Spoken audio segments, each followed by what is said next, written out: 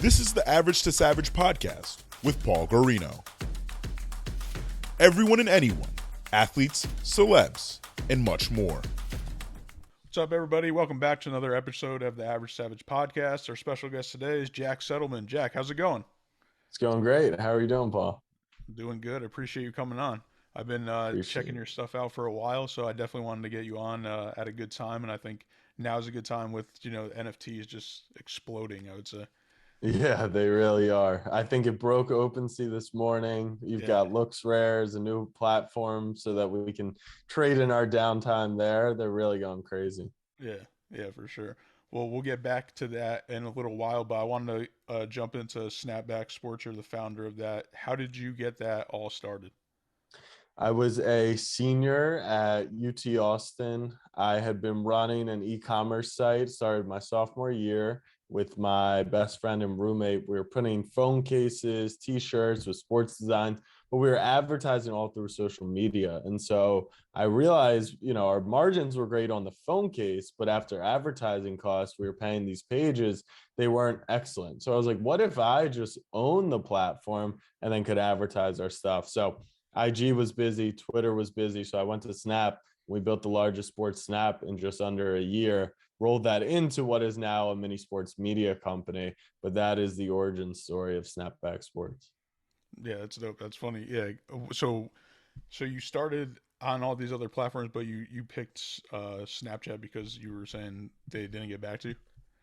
No, Snap was just the I would say the least utilized platform. Gotcha. And people had told me when I jumped onto Snap, in this little social media world, there's these 14-year-olds on Kick Messenger and GroupMe who run the world that you would never know about unless you participated. But they said, people have tried sports on Snap, but there's no audience for it. And I said, that's crazy to me. I know funny content performs better. It's a bigger audience, but there's sports fans. I know that. And so I kind of just went through, trudged ahead, stayed stubborn, grinded. And, now we've got over 800,000 subscribers on the channel. Yeah, that's awesome. And then did you ever think it was going to become as big as it is now? Of course not. Who would ever think that, something I started in a senior college dorm room would turn into what it's become? But it's been awesome to see the rise. And I think we've still got a lot of work to do. Yeah, for sure. I pretty much for the past I don't know, maybe year and some change. I've been seeing you all over the place, pretty much with NBA Topshot with your own company. I've seen you on commercials and all different things. How has that been for you? Just I feel like you blew up. Yeah, we definitely feel like we had a little moment. I credit a lot of that to my business manager, Alex Scheiman. And because of that, we started an agency, Snapback Agency, which reps other digital creators.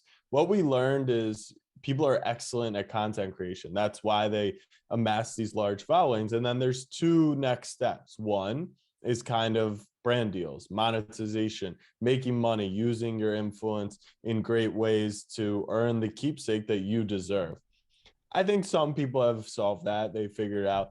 But two is exactly what you just mentioned. It's being in the right places. It's networking with the right people. And we have those relationships in the sports world, Bleacher Report, ESPN, The Score, Barstool, Whistle, all these great companies. And so that is how we give the feel that I'm everywhere right now, because we're working and we are plastering our faces in the right spots. So because of that, we started the agency, which has been really fun to work on and help others kind of get to the same place where we feel like we are now. Yeah, definitely. Yeah. I mean, it's been awesome just to see everything. And I know you're a big advocate of NBA Topshot. So how did you get into that? Yeah, that's the perfect blending of COVID and the life I was living and all these things. So I went home in March from New York back home to Maryland at the beginning of COVID.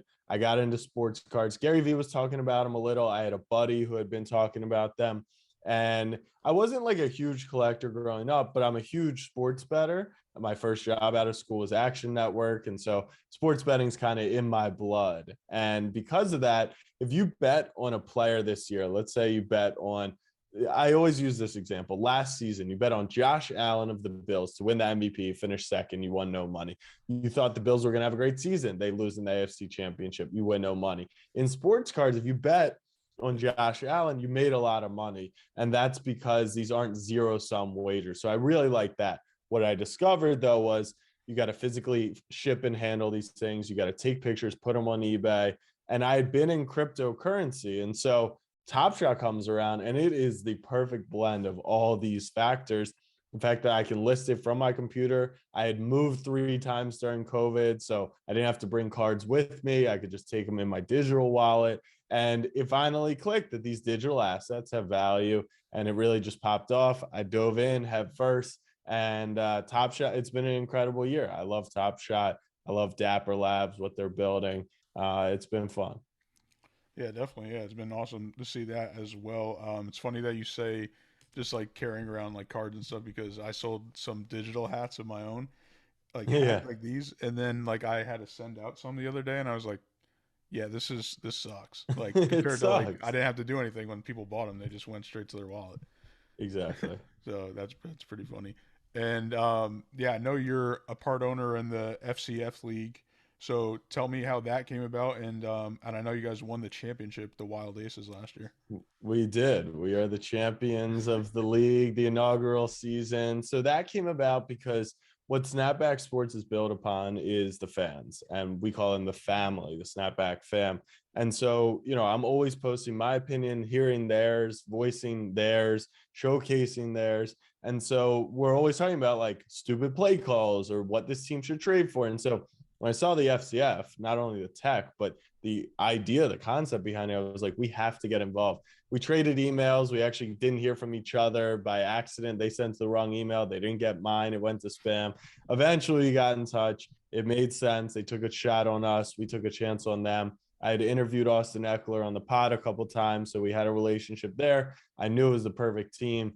And really, Greg Miller and Kind of Funny drove us to that championship. Their leadership, their excellence, their community has just been superb. So that was season 1. Season 2 comes around. You talk about me getting into Topshot. Now we got NFT teams. I'm part of the NFT project with Knights of DGEM, which has been amazing. We got a squad, so I'm shifting my ownership over to them. Super pumped for that. I think the league's starting up in April for season 2. They just raised $40 million, Yeah. and it's awesome. I was down there in Atlanta for the championship. It's a really cool league.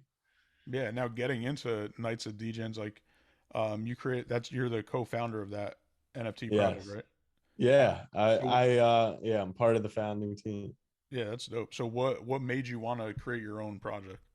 So I kind of wanted to be a part of the learning process of Web3 and what being part of a project entailed. I had no clue, but great leaders in Drew Austin and Jared Augustine, and we had a developer and we had incredible artists and Blake and Mike and their squad. And so I kind of just fit in perfectly. It was sports betting.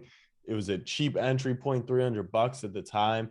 And I was like, this is perfect for me. I can learn alongside these great people. We've hired people full time. We got the FCF team. We're super well connected. And so it's been a great experience. It's crazy to think it's been like 4 months because in the NFT world, people will forget about you in a week, but we've held strong and it's been great.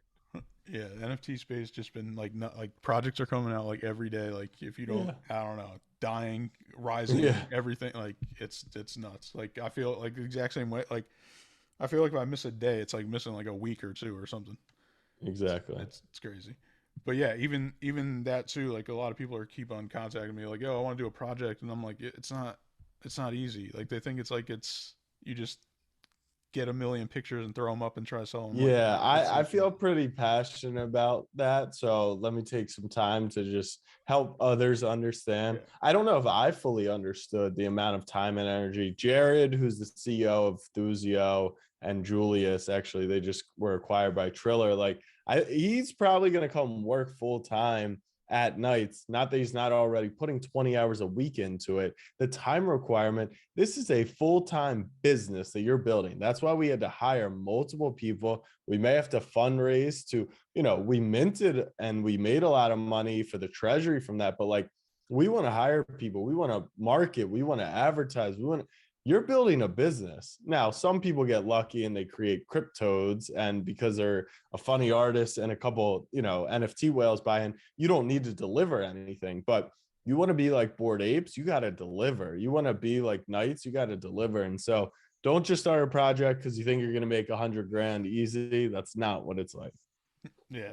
Yeah, no, for sure. That's why I mean, that's why I don't even know how to explain it to people anymore at this point. I'm just like it's not just like anything else. It's not easy, but Yeah. I think everyone's just like seeing it, and like you said, it's a business, and I don't think a lot of people realize that. Like they're not even people that have their own projects. Right. It's crazy. Absolutely. Now going into you got a lot of titles and a lot of different things going on. So you're also the head of winning of Underdog Fantasy. So tell me, what the hell does that mean? Yeah. So you know how Kanye West is the something of something at Adidas, and Yeah. we've got all these fun job titles. So we created that for me. We have a year-long partnership with Underdog Fantasy. It's our gaming partner of choice. I think the app they've built, the product they've built, the team they've built is just so awesome. So people want to, part of Snapback's mission is create an environment for the new age sports fan to feel comfortable. And one of those things is, we have our opinions. So we have outlets for that. You can DM me, you can comment on Instagram, tell me I'm wrong. But if you want to actually put money behind your instincts, then you can do that too. And so Underdog's been a great partner in that sense, whether it's in fantasy football, whether it's their pick'em stuff where you can predict if LeBron's going to score over under 30 points. And so we partner with them. Gave me a fun little title because I haven't lost in the playoffs yet. I'm 3-0 in the NFL playoffs. I'll have another pick coming out probably for Saturday and Sunday. So the head of winning has been coming through big time. I like that. Yeah, I don't know. I was on it and I got to use it, but now for some reason it's not allowed in Connecticut or something. I'm not Yeah, yeah. Connecticut dropped there. So legalities, New York just legalized sports betting, but we've Yeah. had pick 'em for a little because it's a game of fantasy sports. And so Connecticut had it. They changed their rules, which was a huge bummer when that happened. But most of the states can play. So you're gonna have to train in if you want to take the head of winnings pick, Paul. I'll just have to go over the line real quick and just make some picks. Yeah. um, yeah. So, like, what else are you looking forward to in 2022? I saw on your Instagram you had a list of 22 goals. So I like that you posted because I do kind of the same thing every year on Twitter, and I kind Yeah. of like sometimes I forget even what I wrote, and sometimes I do what I wrote and I didn't even know. Yeah, no, that's definitely a thing. I was talking about it the other day. I think posting on social, for me, I'm in content. Someone called me like an influencer of sorts, although I don't love that word. But my wins are celebrated, like you said, like you see me all over the place, so you know what's going on. A lot of people have no clue like what others are doing, their friends, their family, even, but definitely not colleagues. And so putting that stuff out there, being vulnerable and sharing, I think is a really strong thing. The public pressure, even though no one really cares if you do your goals or not, but actually feeling like they do, it can be helpful. So I like to do that. The year of 22 is about scale. It's about growth. So some of the goals, we're bringing on employees, it's launching more shows on Snapchat, it's expanding, but have to stay true to what we want to do, not just doing stuff to make more money or have more reach for no reason. Yeah, yeah, for sure. Like even like you just said, just like showing people because a lot of my friends were just hitting me up because I was like posting a lot of NFT stuff and like trying to get Yeah. into it. And I told them like I made money off these certain ones or whatever. But then like one night at like 2 a.m. I made a major mistake and I was like checking rarity tools for this one that didn't get released. And then I thought I got a rare one and I looked at it the next day and the one number was like off. It was like a 6 instead of a 5 and I was just Hmm. like it was late, you know. Yeah. And I was like, Yeah. yeah. So I posted that because I wanted to show them that you could lose money too. I was like, yo, I just lost like $1,000 because I looked at the wrong number at 2 a.m. like Yeah, an idiot. that's a Like, great point. I think sharing the losses. I yeah, mean, right now, if you go on your NFT Twitter feed, you see people who bought Bored Apes at 300 yeah, bucks and they're worth $250,000. And it's like, people, there's just as many people that sold for 1,000 that didn't make 240,000 more. So it is good to be conscious of both the wins and the losses. Yeah, for sure. What advice would you give to other content creators that are coming up? Oof, that's a tough question. Come sign with the agency first off. No, I'm kidding. I would say one piece of advice that I think gets lost sometimes because of the pressure of all the different platforms and all the different opportunities is I'd rather go deep, really deep on one platform before I go wide on a bunch. So people who are starting up, it could be, a new business and they feel like they got to have Twitter content, Instagram, Snap, TikTok, all that stuff. I would rather just hammer down, evaluate the market, see what type of content is going to work best and go deep. Then you can kind of drive elsewhere. So for me, like I started on Snap and we were Snap only for like over a year and a half. Then we started to drive to Instagram. Then we started to drive to Twitter, but like still Snapback's Twitter is 5,000 people. We have 800,000 people on Snap. And it's not that I couldn't drive 5,000 more people, most likely, but it would take time, it would take energy. And if we're not going to sustain, I don't want to spread myself too thin. So I would say go super deep before you think about going super wide. All right, I like that. You ready for some fun questions? I am. Let's do it. All right, what are 3 jerseys that you want that you don't own? Ooh, that I don't own. Okay. I need an Emmanuel Quickly jersey. I got sports card of him. I got Topshot moment of him. I got, all the fan, but I need an IQ jersey. I probably could use like a retro Joe Flacco jersey. That's obviously the quarterback that I watched growing up. And then the last would be like a Steph Curry jersey. He's just so polarizing. He's an incredible player, and everyone loves a good SC30. All right, I like that. All right, so the Super Bowl is coming up. I'm gonna release this before the Super Bowl. So, what are your Super Bowl picks, and who would be the MVP? Okay.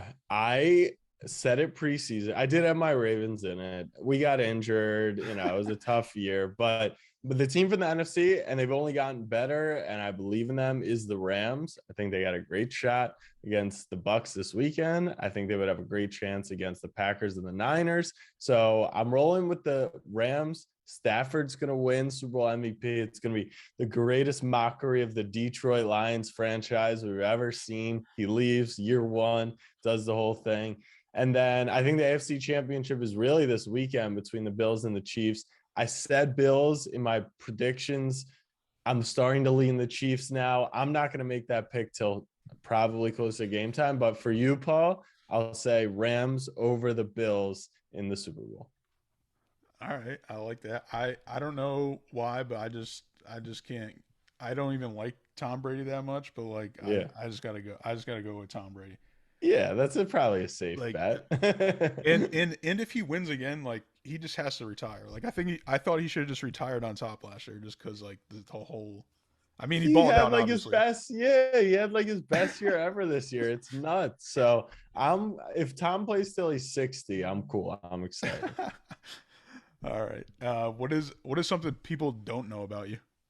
Ooh, okay. Something people don't know about me, I would say the majority of people, is that I have a underlying hair disease called alopecia areata. It's funny because, like I said, I started senior year of college. When I was in late middle school through high school and early college, I actually didn't have really any hair. I didn't have eyelashes, eyebrows. It's a hair disease like Ryan Shazier has, Charlie Villanueva, Josh Dobbs. Those are a few athletes that people might realize. But what's funny is like, because of that, I was, a generally shy kid growing up. And then I hated public speaking. I just didn't even like, being out and putting myself out there. Now I'm on freaking TV and doing, shows, and like you couldn't tell, right? I'm not wearing a wig. Like it naturally somehow grew back. It was somewhat short of a miracle. So I would say that's probably the thing that most people don't know about me. Yeah, that's dope. I feel you too. Just like I never really liked it. I guess public speaking and all this, and now I'm doing a podcast with on camera. Like before, when I first started, it was just audio. Like I was just like literally calling people and things like that. Yeah. And then I think Corona kind of helped me because I was just going like Instagram live pretty much like every day because there was nothing to do. and Literally nothing to and now do. it's just like normal. Yeah, it's just Yeah. that's why it's funny too. I was talking to somebody the other day, like, 2019, like to do a video call would have been like so weird to people. Nuts. I mean, we did, I want to say we did 3 or 4 interviews on our podcast before COVID hit. And all 4 of them were just phone calls through Blue Jeans or whatever. No one was doing, and Zoom really helped all the athletes, celebrities learn how to use it. So now it's almost assumed you're doing video. You have to say if you're Yeah. not going to do video. Yeah, for sure. And I forgot to ask you, I know you have a podcast too. So what about who's like I know you had a lot of big guests already, but who's some guests that you still want to get that you haven't got yet?